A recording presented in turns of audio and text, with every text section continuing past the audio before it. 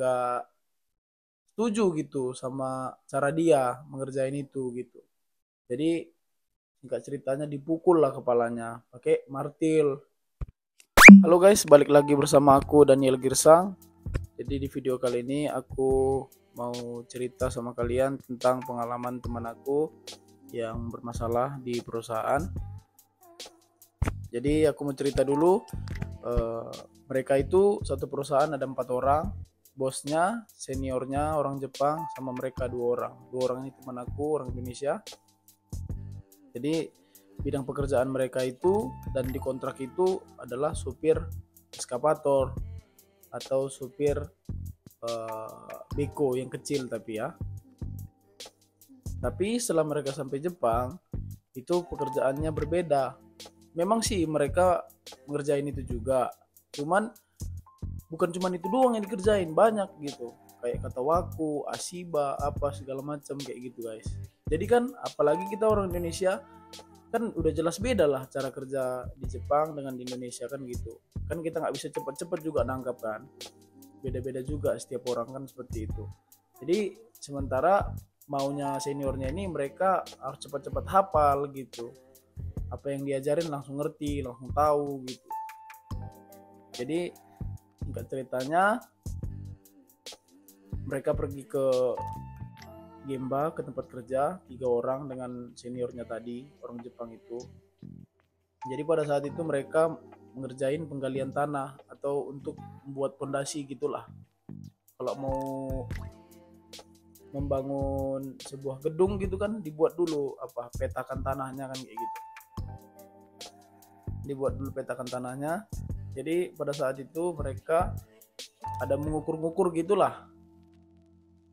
Mengukur-ngukur berapa ukuran ininya, berapa ukuran ininya kayak gitu.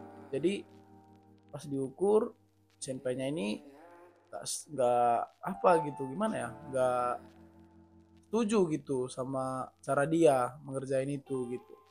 Jadi nggak ceritanya dipukul lah kepalanya pakai martil. Pas aku dengar cerita itu juga kaget aku. Dipukul kepalanya kan pakai martil. Jadi ada benjolan lah di belakang sini. Dan pada saat itu mereka memang nggak pakai helm karena mereka itu yang kerja cuman mereka doang gitu, cuman mereka bertiga di tempat itu. Jadi ya salah juga sih sebenarnya mereka sama seniornya itu pun salah juga kenapa nggak pakai helm pada saat kerja gitu. Tapi mungkin karena mereka mikirnya cuman kami aja yang kerja nggak usah pakai helm lah kayak gitu. Mungkin ya pemikiran orang itu kayak gitu. Jadi singkat ceritanya itu tadi dipukul kepalanya di sini bengkak terus dia diam aja katanya pada saat itu nggak melawan, dia merasa sakit aja. Pas sudah sampai di apartemen, pas mereka udah pulang dipegang dia lah katanya kepalanya ini ternyata bengkak. Terus dia lapor ke Kumiai, lapor ke penanggung jawab kita di Jepang. Terus si Kumiai ini tadi terus ngutuslah bawahannya untuk menengok temanku tadi. Yang dipukul 1 orang sih memang, yang 1 lagi nggak dipukul. Jadi disuruhlah bawahan Kumiai ini tadi untuk mengecek keadaan si temanku tadi. Jadi udah dicek ternyata kebetulan bengkak. Kaget juga si Kumiai ini tadi kan. Kok bisa, kok berani ngapain Kensuse, ngapain pemagang kayak gitu, mukul pemagang kayak gitu. Jadi singkat ceritanya disuruh Kumiai inilah dia datang dulu ke perusahaan untuk kokoku atau laporan sama si bosnya karena si bosnya nggak tahu kejadian itu kayak gitu. Jadi datanglah si temanku tadi sama dengan Kumiai, bersamaan mereka datang ke perusahaan itu untuk menceritakan kejadian itu tadi sama si bosnya.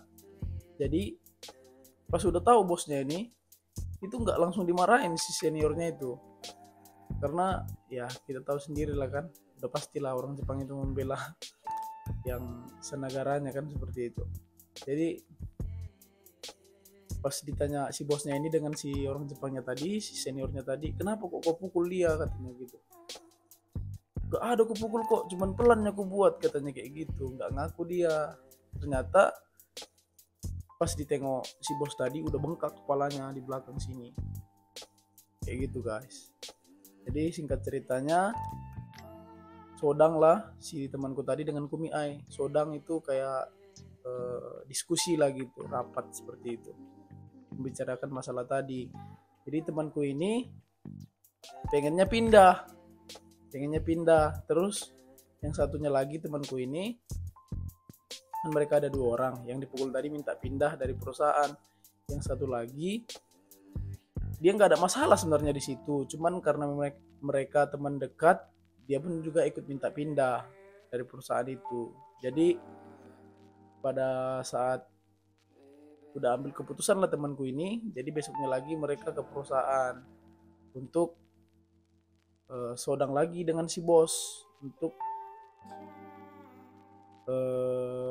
mengatakan, untuk membilang bahwasanya si temanku tadi nggak mau lagi kerja di sini, mau pindah gitu. Jadi si bos tadi nggak ini loh, nggak nahan dia.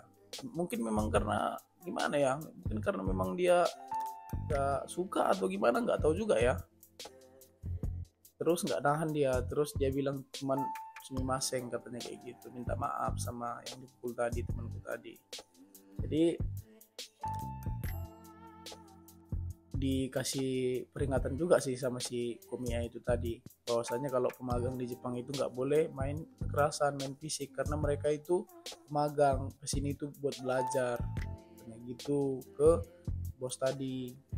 Itulah tadi si bos tadi minta maaf.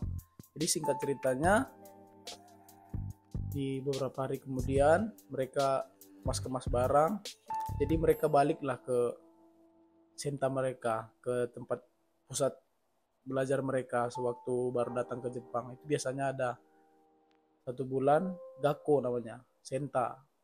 Jadi waktu kita tiba di Jepang, di gakko itu tadi lah kita selama 1 bulan. Jadi mereka balik lagi ke situ untuk sementara waktu Komiya ini mencari pekerjaan baru. Jadi singkat ceritanya lagi, dapatlah perusahaan baru itu di bidang pengaspalan pekerjaan mereka, dan katanya itu bosnya itu baik, teman-teman kerjanya juga baik katanya, karena mereka langsung cek ke perusahaan itu. Mereka langsung datang ke perusahaan itu untuk langsung bertemu dengan si bos tadi, perusahaan yang baru tadi. Jadi itulah singkat ceritanya pengalaman teman aku ini yang dipukul kepalanya. Gimana ya teman-teman, begitulah kalau di bidang konstruksi ini, orang-orangnya keras-keras kalau di bidang gemba, di bidang konstruksi, karena orang Jepangnya itu keras-keras, suka main fisik kayak gitu. Jadi buat teman-teman yang dapat job konstruksi, dipikirkan lagi lah kayak gitu, pikir lagi lah, cari-cari informasi yang apa kayak gitu. Memang kalau kerja ke Jepang itu nasib-nasiban sih. Kalau kita dapat perusahaan yang bagus ya itulah syukur ya kan. Kalau nggak dapat perusahaan yang nggak bagus ya kayak itu tadi, macam-macam masalah. Jadi itu tadi, ini aku ceritakan buat gambaran sama teman-teman yang mau kerja ke Jepang, apalagi yang dapat bidang konstruksi itu. Aku cuman berbagi cerita, berbagi pengalaman, supaya kalian juga nggak sembarangan pilih-pilih job kayak gitulah. Dan aku juga ini bukan menakut-nakuti, ini cerita beneran loh. Jadi mungkin sekian video ini, semoga bermanfaat buat teman-teman, semoga bisa jadi gambaran buat teman-teman, apalagi yang masih di LPK, yang pengen kali ke Jepang gitu, buru-buru mau ke Jepang. Jangan, santai aja, cari job yang bener-bener kalian inginkan, yang bener-bener kalian maui kayak gitu, biar nanti di kemudian hari nggak nyesal kayak gitu guys. Oke, terima kasih yang sudah menonton video ini, semoga bermanfaat. Sampai jumpa di video berikutnya.